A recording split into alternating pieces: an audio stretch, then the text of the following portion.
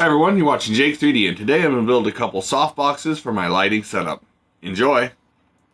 Oh, RGB. Sweet.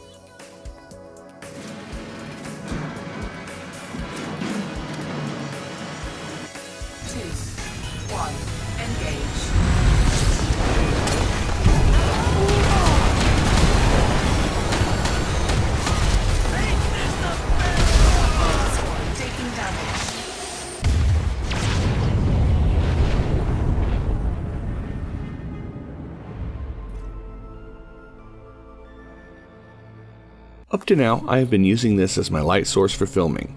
I've turned the brightness down on the LEDs so I can capture this on camera. It does have the added advantage of being RGB, so I started from here with the softboxes. I'm going to build the softbox frames out of foam board and cardboard. For lighting, I'm using these RGB LED strips.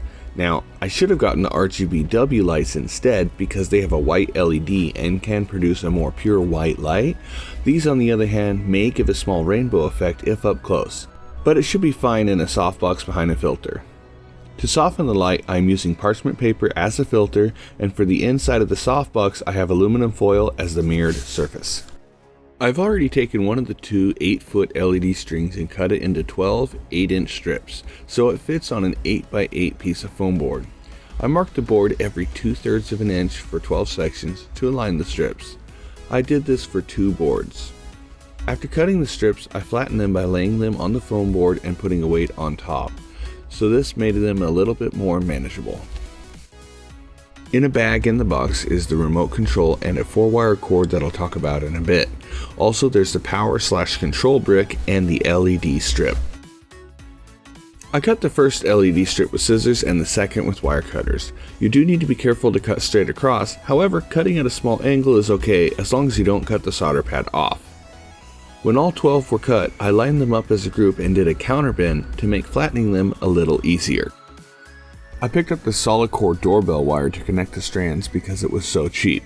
In order to solder the strips together, we have to expose the copper solder pads, but first I bring you a later part of this video in order to explain this earlier part of the video. What I've been doing here, take the corner of the razor blade, stick it in above a solder pad, right about until I reach the end of the solder pad. Do it again for the next one, just twist it, get the razor blade across all of them. Missed on that a little bit, but it's still above the solder pad, so it'll work fine. Go back until about the point where I reach the letters, and I take it, flip it over, and bring it down right about where the letters are, and just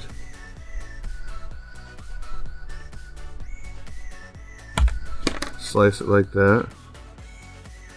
And I can peel it up and just twist it right off.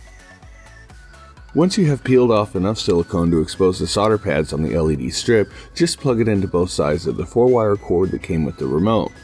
This was designed to connect 2 8-foot strings without soldering, or 2 small sections like we have here. I could not find these for less than $1 or $2 per connector locally, and online I could find them between 17 cents and $2, but most of that was without free shipping. Next thing to do is to tin the solder pads. I'm going to turn on the fan here, so apologize for the extra noise. The solder pads here are real small because I cut too close, but the hot glue should help out with that. I elected to connect them like this with about an inch in between because I spaced them at 2/3 of an inch apart on the backer board. Next thing I did was cut 4 1-inch pieces of wire, which turned out to be not nearly enough length for this project. I thought this cheap little soldering iron would be convenient, although it ended up being a lot more trouble than it was worth. When selecting a soldering iron, it's important to get a soldering station with proper temperature control. I should have used proper stranded wire, which I do pick up later in the video, and the solder that I purchased from Walmart was copper and tin based, which was a big mistake as well. What I'm doing here is tinning the solder pads on the LED strips to make it easier to add the wire. At this point I added a fan to blow the solder smoke away from me. Unfortunately, it does add a little bit of noise to the background, but it's the best way to go about preventing breathing in those fumes. To be fair, this isn't the cheapest or worst soldering iron I've ever used, but it's still horrible. Before I went through my parts bin to find my normal lead-free solder, I had trouble with this solder even sticking to copper solder pads or tin and copper wire. I did a fair bit of using my pliers and snippers to hold down my wires and RGB strips. This worked really well without using helping hands or other solder accessories to hold my components. Now let's see if we blew it up. One of the solder connections was not working. I was able to get it working temporarily, but ended up ripping off or burning off the solder pad. I eventually decided to go a different way with this particular lighting strip. I decided not to connect all of the sections in one single strand, but rather attach wires to each section and then attach them together after attaching it to the backer board. I was originally using electrical tape to protect the connections, but I switched to hot glue because it's easier to mold, it works a lot quicker, and it provides a certain amount of rigidity that the electrical tape cannot provide, especially around corners. I started putting parchment paper under the LEDs while I was soldering, stopping me from damaging the table further. It's also good for the hot glue because it not only doesn't stick to it, but it allows you to mold the hot glue while it's drying. I'm using hot glue in order to prevent ripping the wires and solder pads off. It also isolates the wires so they don't cross. I found my other lead-free solder and picked up some different wire from Home Depot. The new wire is 4-strand shielded wire.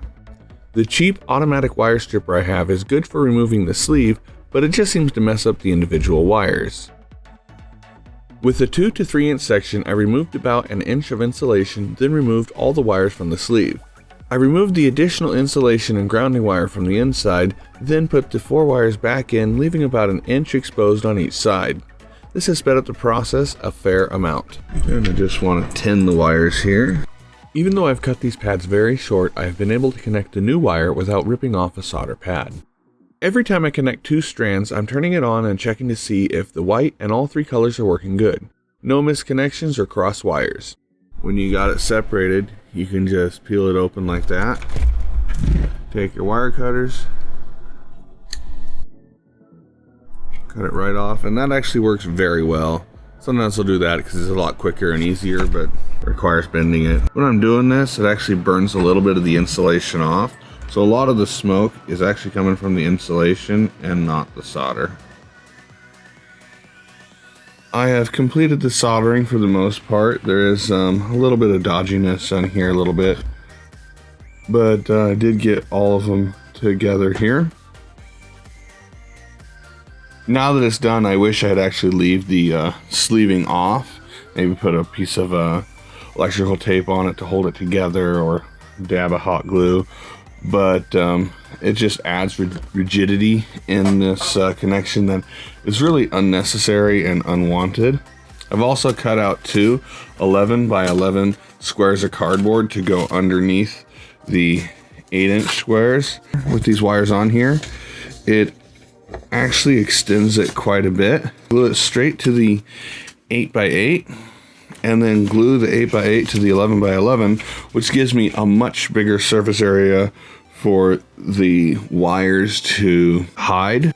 After finishing the soldering, I'm finally able to connect the LEDs to the backer board. There we go. Very even. I'm gonna have to glue this down a bit. Actually, let's test it first. Yeah, see, this is off because of this wire here, either this side or this side. It's gotta be this side. Okay, looks pretty good. Just gotta rework this solder joint before I can continue. You can see on the cardboard where it's been burned from reworking the solder. That's why I decided to solder it before attaching it to the backer board. I marked the 11 by 11 at 1.5 inches from each side so that I could put the 8 by 8 directly in the middle. Next, I glued the backer boards together, and then ran out of emery. Now that I have the LEDs soldered together and attached to the backer boards, I decided to do a few lighting tests with the tissue paper and the parchment paper. Even though the tissue paper is bigger and may allow for a bigger softbox, I decided to go with the parchment paper because it does diffuse the light better and allows for a more evenly lit scene. So not a fair test to point directly at the camera, but this is the tissue paper, this is the parchment paper, again the tissue paper and the parchment paper. This is a tissue paper off to the side, and this is the parchment paper. On the first one, which I ended up finishing the soldering second, I had to attach many of the leads to the middle because I burnt off or ripped off the pads on the ends. I routed some of those wires directly through the foam board and some around the end. This meant that I had a large rat's nest on the back side, so it doesn't fit flat on the larger board, and I have to lift it up with hot glue. Anytime I use my hot glue gun, I try to place it on parchment paper so I can collect the extra glue and use it to build up any places that need it, such as the case with the rat's nest on the back of this board. And that worked pretty well for attaching the backer board for this set of LEDs. Okay, so I made a small incision in the corner here to route the power cord through the back of the softbox. For the sides of the softbox, I picked up this foam board for $1. I also picked up this poster board for the other softbox just to show how you can use just about anything for the walls.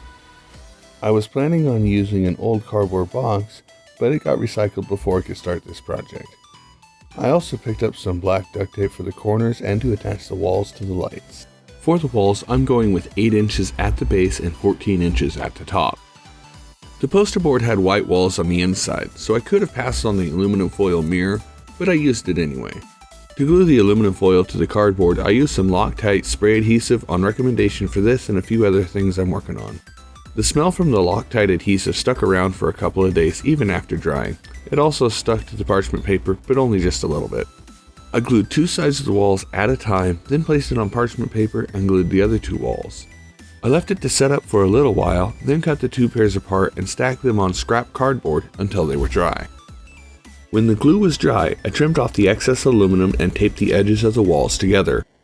Apparently, I had a small piece of metal glued to my wedding ring, so I tore the aluminum foil mirror a couple of times and had to redo this step on the second box. I waited to glue up the second box until I was done assembling the walls for the first one. Having the 11x11 behind the backer board allows me to secure the walls to the 8x8 just above the wires and LEDs with hot glue and duct tape. Then I can hide the wires with duct tape rather than tuck them inside the wall. Because of the choice in size, I could have made both boxes out of the brown cardboard, but I decided to make one box from the black foam board to keep with the all black look of most softboxes. A quick alignment test shows the measurements and cuts were good. I attached the walls to the base with duct tape on the outside and lined the inside with hot glue. One last lighting test shows what it looks like when it's on without a filter. Also, here's what it looks like with tissue paper, and finally my currently preferred method, parchment paper. Alright, I have finished the softboxes here. There's still a couple modifications I'm going to make as the days go by here. Other than that, it seems to work pretty well. As you can see, with the little remote, I can go ahead and turn it on, and I can do effects with it. I can change the brightness, but that actually makes it flicker a little bit, so I won't be doing that. But I can get a good amount of different lighting modes. See what it looks like with a couple different lighting modes on just the one softbox. You can see the different colors on me coming from the second softbox that's just out of frame. Most of the time I am going to go ahead and leave it as white because that's what you really need. So I did want to get both the softboxes in frame to kind of show a little bit of what I like better about this one over this one. This one, I have added this on here to tighten it up, and it makes a much cleaner look on the lighting here. I put these on here just so that it doesn't slip off, which I had a problem with that at first. I've also covered the whole area on the bottom here with the black duct tape, which gives it a much nicer look. I may go ahead and wrap it around this too, but it also helps with mounting it because it gives me a little bit of leverage to work with. Also, it's pretty much all black except for this edge here and the diffusing filter, the parchment paper on top.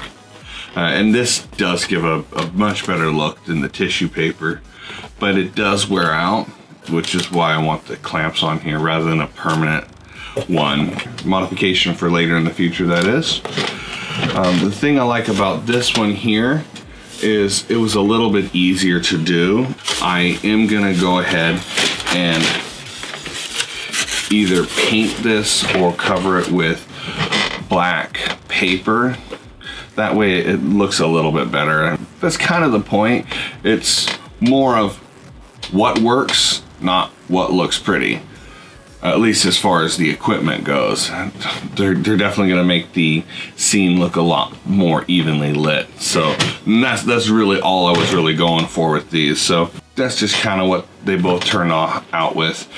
And the biggest reason I did this one just like this, rather than getting more of the cheap cardboard here, is, you know, I could have used an old box and it would have turned out exactly the same. And I was gonna do that, but somebody threw it away. I have a couple of freestanding lamps that I no longer use, so I'm gonna go ahead and attach the softboxes to that in order to keep costs down so they don't have to purchase stands for the softboxes. I'm already using one on the edge here. One of the nice things about this project is that everything except for the LED lights were purchased for $1.